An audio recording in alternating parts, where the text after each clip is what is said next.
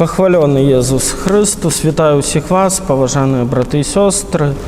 В ефірі телепередача «Радость Євангелія». І з вами я, ксьондз Дмитрий Малець, вікарій парафії Звіження Святого Крижа у Ліді.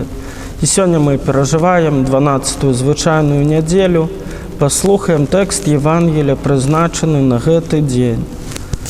З Євангелія паводле Матвея. Єсус сказав своїм апостолам: «Не бойтеся людей, бо нема нічого схованого, щоб не відкрилося, і нічого потаємного, щоб не стало відомим. Що кажу вам у темрі, говорите на світлі, і що на вухо чуєте, проповідуйте на дахах. Не бойтеся тих, хто забиває тіло, душі ж не можуть забити. А бойтеся больше того, хто може і душу, і тіло загубить у гієні. Ці ж не два вороб'ї продаються за ас, і ні в один з їх не упаде на землю без волі небесного Отця. У вас же і волоси на голові полічені. Тому не бойтеся, варте ви більш за многих вороб'їв. Так кожного, хто визнає мене перед людьми, і я признаю перед Отцом моїм, який у небесах. А хто одречеться від мене перед людьми, от того і я одракуся перед Отцом моїм, який у небесах». Гэта слово Пана. Уміловані у Христі Пану, брати і сестри, сьогодні ми чуємо протяг промови Пана Єсуса до учнів, яких Ён посилає обвіщати Євангелія. Не бойтеся, ажно тройче повторяє Христос. Місія апостолів нелегка. Єсус не ховає тих тяжкостей і супротиву, які їх можуть напаткати. Менавіта тому посланники Єсуса мають потребу запевнені, то їхнє завдання варте висілку. Пан добре ведає серце чоловіка, нашу слабость і крохость перед обличчям випробуванню. Тим не менш, Ён не перестає кликати і довіряти своїм учням бути свідками Його Євангелія. Заклик не бояться, не холодная заборона адчуваць негатыўныя рэакцыі перад магчымымі нягодамі ў жыцці, а слова Пана жывое і дзейснае, якое нясе ў сабе моц дзейнічаць. Гэта тая зброя, якую Пан дае нам, запэўніваючы, што будзе побач з намі сваёй нябачнай, але магутнай прысутнасцю.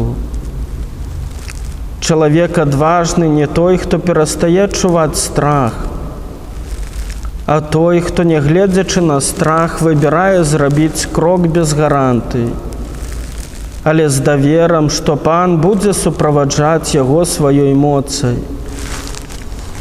Святое Пісанне вучыць нас, што страх з'яўляецца першым наступствам першароднага граху. «Спалохаўся я», адказвае Адам на пытанне Пана: «Дзе ты?». Страх – адна з галоўных прылад д'ябла, які імкнецца аддзяліць нас ад Бога і перашкодзіць жыць у паўнаце. Гэта супрацьлегласць адносінам даверу, да якіх запрашае нас Бог у нашым жыцці.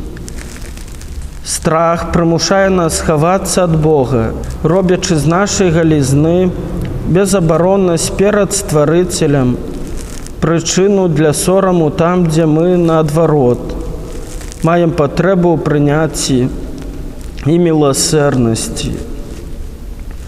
Усе мы нейкім таямнічым чынам удзельнічаем у граху Адама і Евы.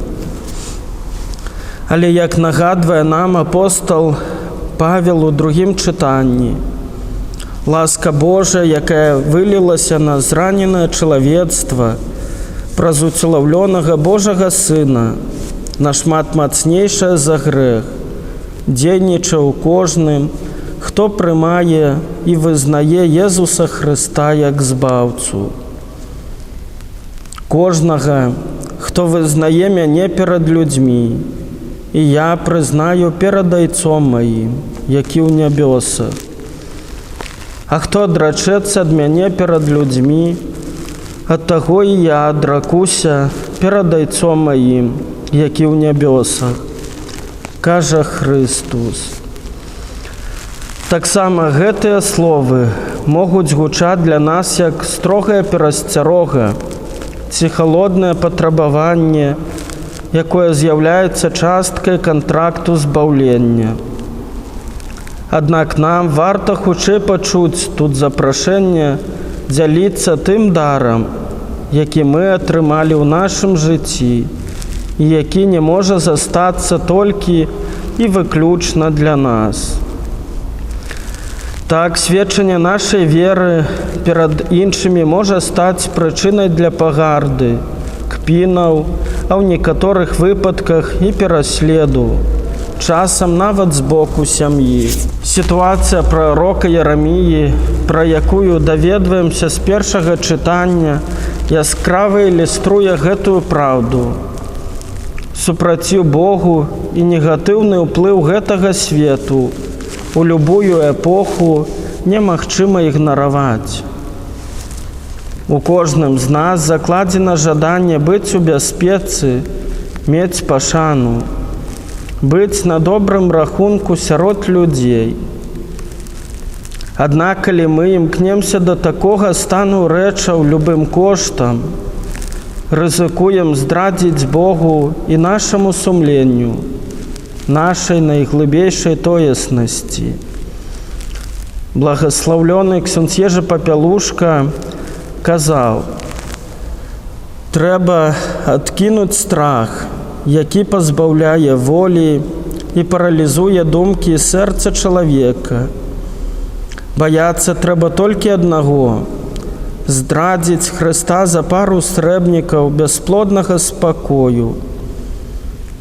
Для ўсіх паслядоўнікаў Хрыста заўсёды астаецца актуальным тое, што кажуць апосталы ў адказ на спробу Сінедрыёну забараніць ім навучаць у імя Езуса. Трэба слухацца больш Бога, чым людзей. У сённяшнім евангельскім урыўку Христус вучыць баяцца Бога, а не людзей. Боязь Божая – адзін з дароў Духа Святога, аб якім нам варта прасіць, як аб той ласцы, якая дапамагае нам правільна расстаўляць прыярытэты. Баяцца Бога не значыць у першую чаргу мець страх перад ім, як суддзёй і перад пакараннем. Ці лепш сказаць, перад наступствамі нашай непаслухмянасці Стварыцелю. Страх Божы – гэта глыбокая павага і пашана да той таямніцы, якая у бясконцай дабрыні і любові адорвае нас жыццём і ласкай. Гэта страх абразіць тату, здрадзіць любові.